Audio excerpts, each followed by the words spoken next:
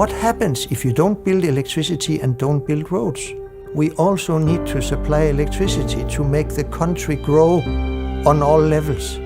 Recognizing a need for power to be distributed in Africa to see true growth on the continent, some visionary Jacobsen Elektro pioneers traveled to Africa in the early 90s, continuing the curious entrepreneurial spirit of their founder, Mikkel Jacobsen.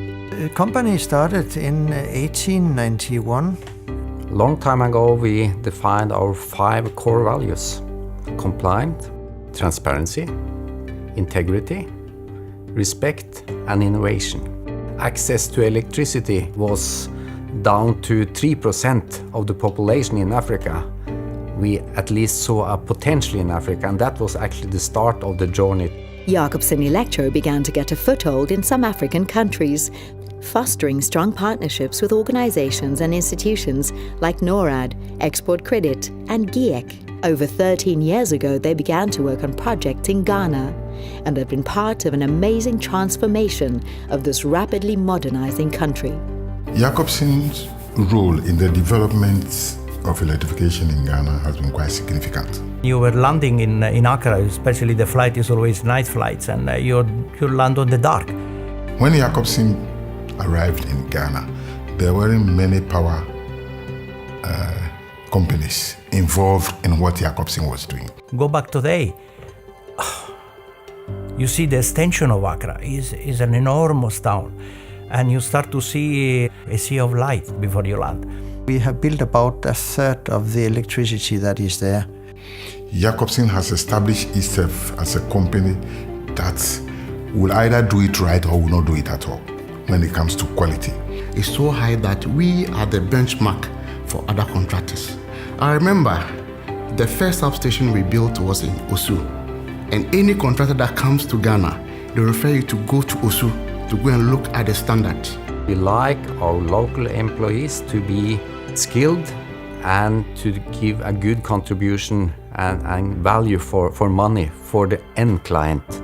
And the best way we see we can do that is to do a combination of technology transfer and also then to train, educate, both on the technical side but also on other aspects.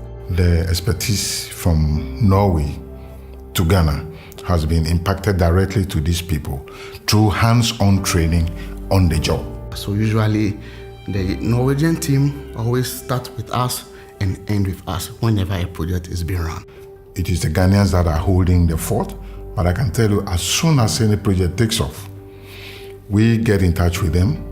We know what to do, but at least we report to them on daily basis on whatever happens here, and they feed us back. We are trusting each other, and that is start from the big boss, from the CEO of the company up to the last engineer, and we trust each other. The trust, I don't need to have doubt about my colleague because I've been with them for years. They know me, I know them. They trust me, I trust them.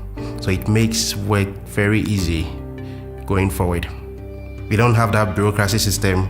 You have to talk to the boss. We get it done. We fix it. Technology you can learn, but understanding sometimes is you have to have the little bit of the art, inside of yourself.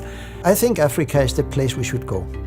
Countries are growing, they're having a need for more electricity, and I don't think there's a limit. We are now also into building power plants via a traditional IPP, being an independent power producer. To be on that road in this sector, it has to develop a lot of competence also locally. And we are glad to see that this competence is coming and that it's also sharp on our side that we even have to develop further.